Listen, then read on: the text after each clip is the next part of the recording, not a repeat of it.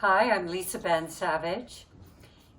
I've been working with Prime Stage Theatre on the past few shows as a dialect coach.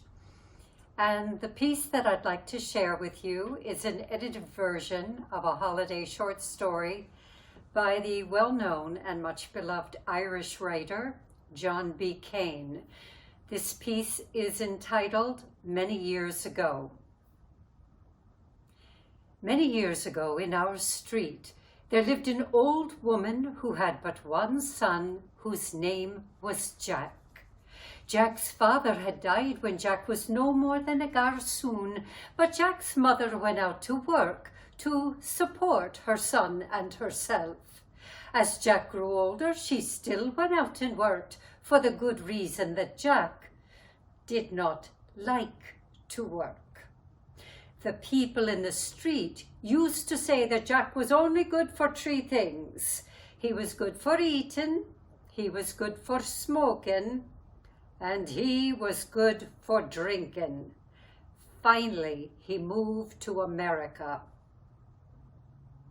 Pittsburgh, I think it was. Years passed, but she never had a line from her only son.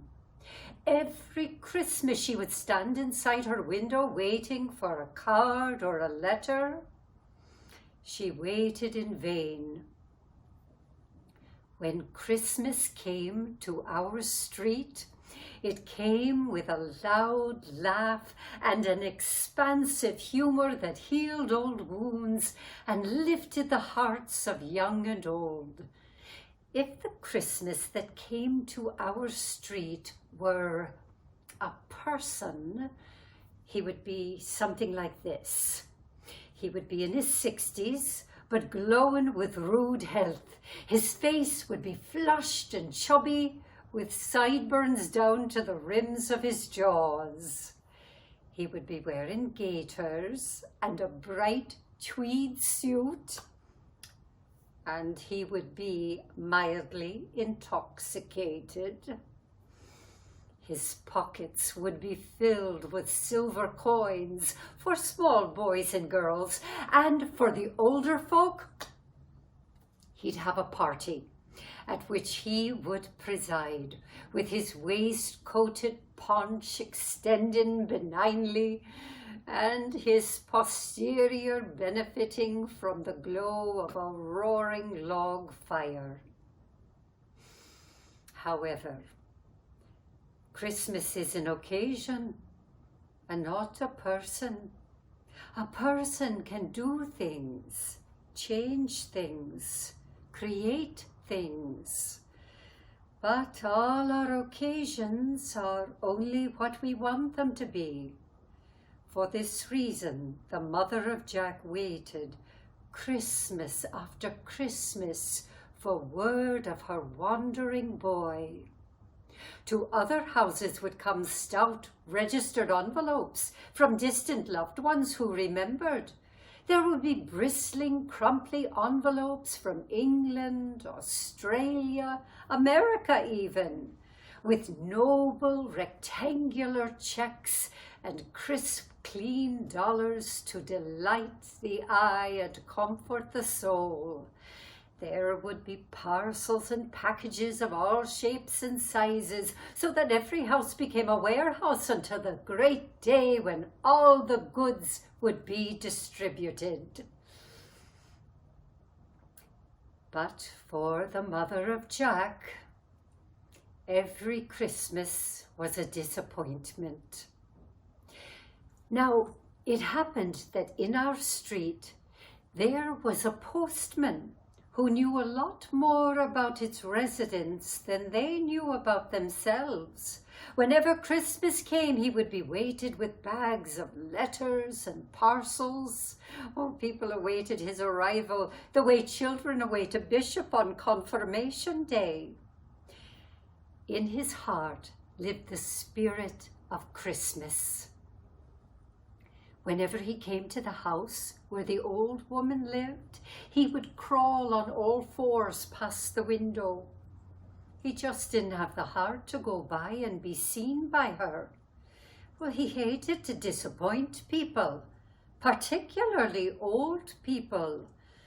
And for the whole week before Christmas, she would take up her position behind the faded curtains, waiting for the letter that never came.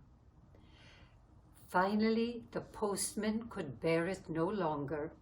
One Christmas Eve, he delivered to our house a mixed bunch of cards and letters.